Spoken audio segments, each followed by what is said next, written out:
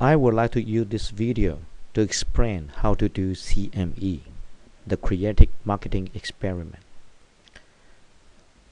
In Phase 1, as the organizer of this event, we invite companies who are interested to participate in this experiment.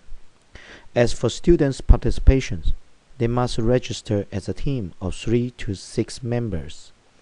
Once registered, we will set up a web office for each team, followed by online trainings of using multimedia communication and recording software. In Phase 2, each student team will be assigned to a marketing project of a company we recruited in Phase 1. After that, each team will join an online meeting to work with representatives from the assigned companies to collect necessary product and marketing information, build up a quick prototype of creative marketing model, and finally make a good online presentation of the marketing model. Of course, there will be a big money reward, but a true reward to every participator comes from the hands-on experience of using the multimedia technologies such as Joinet for online meeting and recording, Cam Studio for desktop recording, Movie Maker for video editing, and YouTube and blog for multimedia broadcasting. We certainly hope that teachers will integrate this experiment with their curriculum in such a way that students can get practical trainings as much as possible. In some sense, CME is a contest. For any contest, if you want to do it right, you better understand its scoring principles.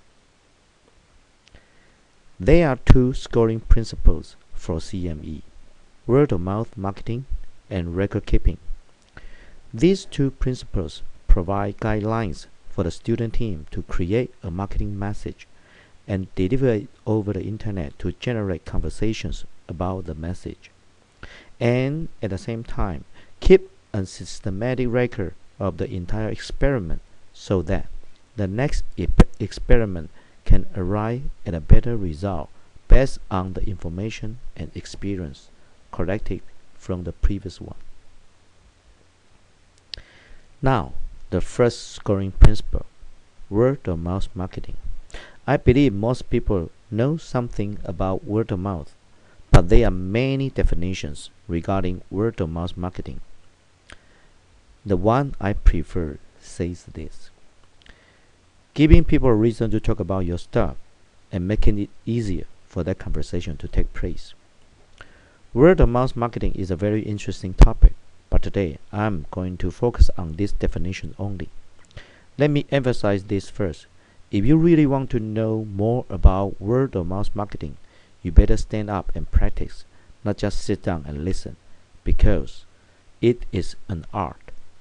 Join CME will be a good idea to start practicing the art of the word-of-mouth marketing. Let's get to the bottom of it.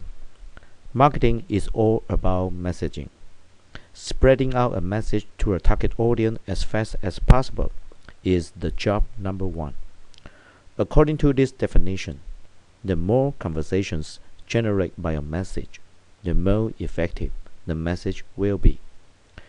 Therefore, for planning a word-of-mouth marketing, the first question to ask is this: what kind of marketing message will be able to give people a reason to talk about the product or service to which the message is related? Since CME is for academic, to avoid unnecessary commercialization and make it more challenging to the student teams, we put a restriction on the marketing message. That is, it must be related to social value. You may ask, what is social value? Simply put, they are values regarded by all individuals of a given group as being worthy, important, or significant. Or you may ask, what kind of social value is required in the experiment? Sorry, this is the answer you have to find out by yourself as a team if you decide to do CME. You may ask, why social values? I give you two reasons. Number one, today's consumer behavior is no longer controlled by personal values or to meet the individual need. It has been observed that the influence of social values on consumer behavior is becoming more and more obvious. For example, last month, a charity bowling day, Bowl, Lose Weight and Donate, was held in Sakazuka, Tokyo on February 14. Shed your faith and save the planet was their marketing message. It is a fundraising event to encourage people doing exercise and make a donation to help hungry children worldwide, according to how many calories they burned. It turned out to be a very successful campaign. Number two, associating product with social value is the best strategy for a small company to fight against the brand name strategy of a big name company. Last year, Kia, the number 2 Korean automaker, an unknown brand name to most of the urban people in America, put a TV commercial starring human-sized hamster that rapped to the hip-hop song "The Choice Is Yours" while driving Kia's new model through an urban landscape. It is all loud and a bit crazy, but the strategy seems to be working. Kia's US sales gained 15% in 2010, outpacing growth at GM, Toyota, and Honda.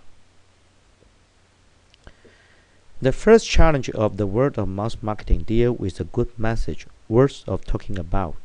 The second challenge is how to spread the message out to a target audience and make it easy to generate conversations around the message.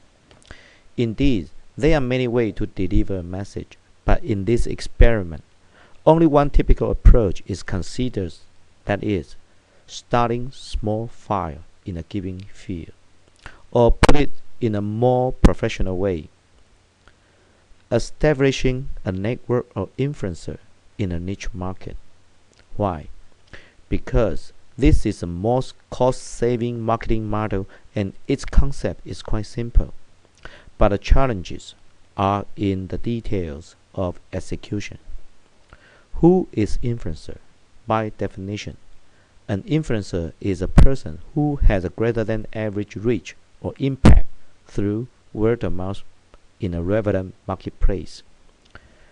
Building a small group of early adopters or influencers is critical to drive a successful word of mouth marketing. For example,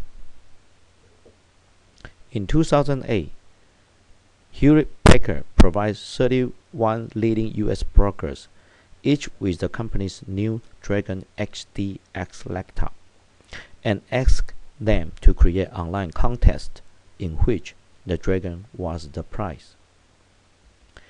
In 2009, Ford gave 100 brokers each a new Ford Fiesta, in the hope that these brokers will help to promote the new Fiesta model, which reached US dealers in early 2010. All these marketing campaigns are aiming at one thing: building early adopters and making them into influencers, but they do it in a very expensive way. To me, the biggest challenge of CME is to find easy and low-cost solutions to build a network of influencers, and this requires a great deal of creative thinking. In summary, the scoring principle of CME on the word-of-mouth marketing focus on two issues.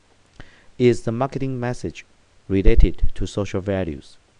Is the message can be delivered through a network of influencers to generate conversations? Now, I would like to bring you a case study of the word-of-mouth marketing. English Cut was a tailor shop located at a very famous street in London, Savile Row. Savile Row was built in 1730.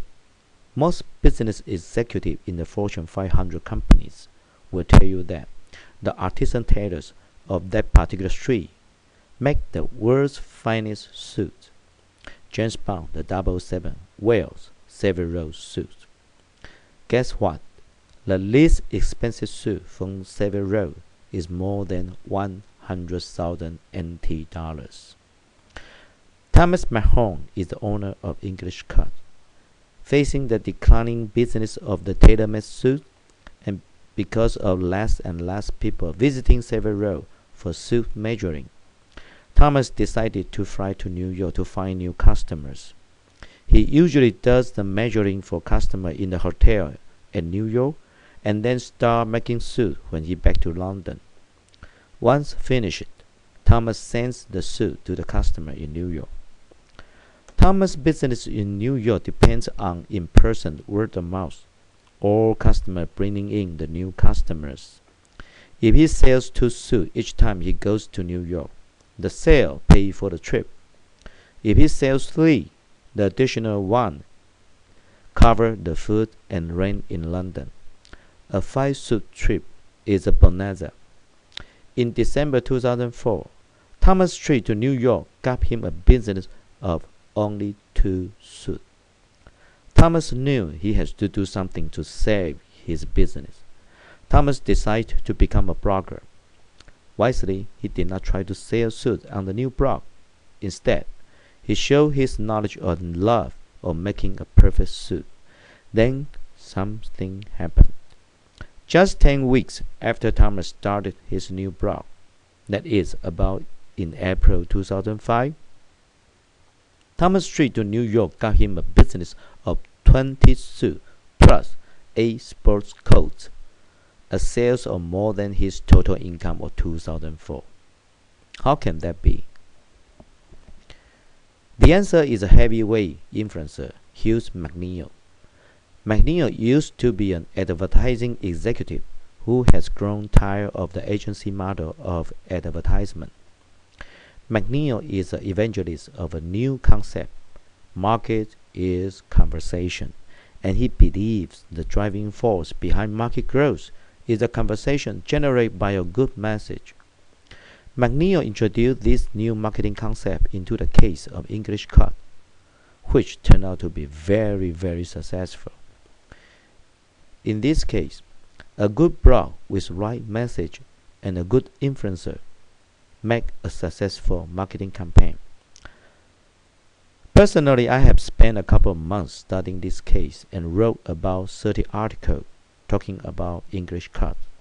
If you are interested in this case study, you can search by the keyword blog marketing in Chinese plus English Cut to find my blog. As for the scoring principle regarding word of mouth marketing, I will go this far due to limited time. Let me emphasize one more thing about the word of mouth marketing. It is an art. The more you practice it, the more benefit you will get, such as improving your personal relationship and your job performance evaluation, depending on how you applied it. We know practice makes perfect, especially when you make improvement based on previous mistakes. This requires good record keeping.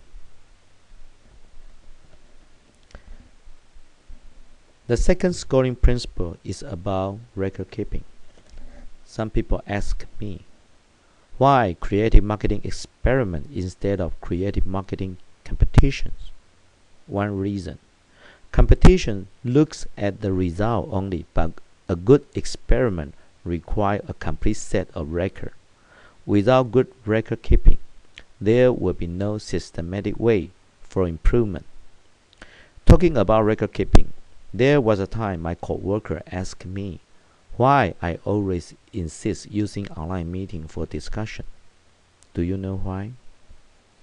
Because I want to keep a good record of discussion. When using Journal for online meeting, everything, including video, audio, slide, file, everything will be recorded at the meeting server. That is, I can keep all my discussions as cloud memories, and I can play back and I can share the cloud memory to anyone, anytime, and anywhere.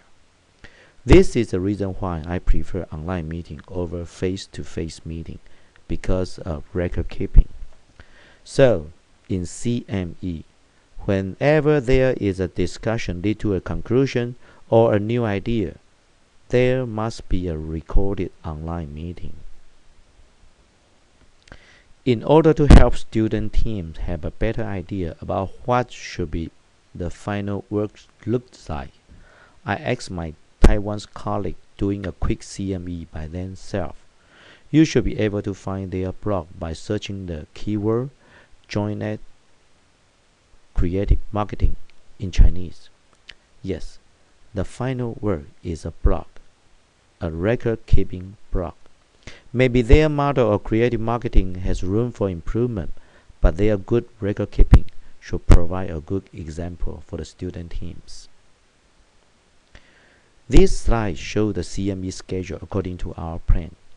March 15th is the last day for student registration, so I urge you get the team registration as soon as possible, and then complete the form and fax it back to web meeting. All the online training and project assignment will be complete by the end of April. Of course, if anyone needs more practicing of using JoinNet and the other applications, online support is available year-round during the regular office hours. Be sure to make a reservation in advance. Student teams must complete their creative marketing models by the end of August. But please notice that the first round evaluation starts in the beginning of August. The judge will not look at the marketing models. Instead, they will check whether students' blog keeps a good record keeping or not. Let me put it in this way. The purpose of the first round evaluation is to eliminate teams of poor record keeping. There is a great bonus of passing through the first round evaluation: a ticket to a sleepover Christmas party at hotel, all you can eat. And there will be exciting entertainment programs as well. Of course, we know usually there are celebrations on Christmas Eve, so don't worry. This Christmas party will be held in the weekend before Christmas. The focus of the second round evaluation is on the creative marketing model proposed by the remaining teams. Judges will evaluate team presentation of the word of mouth marketing model. Of course, all presentations must be done by JoinNet online meeting and must be in team presentation format. You can look at the second round evaluation in this way. It is like producing a movie. When approaching potential investor, the director must be able to present the whole idea of making a great movie based on a simple script with limited tools such as storyboard and small model, interesting enough to drive the imagination of the investor to a point that they are willing to put money on it. The second round evaluation will be finished by the end of October 2011. Only 3 teams will be selected for the final evaluation, and their creative marketing model will be shown to public media. Not only judged by professional scholars and experts, all participators in this experiment can have their votes on the final 3. The result of final evaluation will be announced at Christmas party. At the end, I would like to remind you that the objective of the creative marketing experiment is not making a film of advertisement, but an online presentation of a marketing plan based on creative ideas of the word of mouth marketing. Although notice, an English version of the presentation is considered as a big bonus, and it will definitely bring up the team score. I hope all of you can do CME, the creative marketing experiment. Best of all, see you in the Christmas party.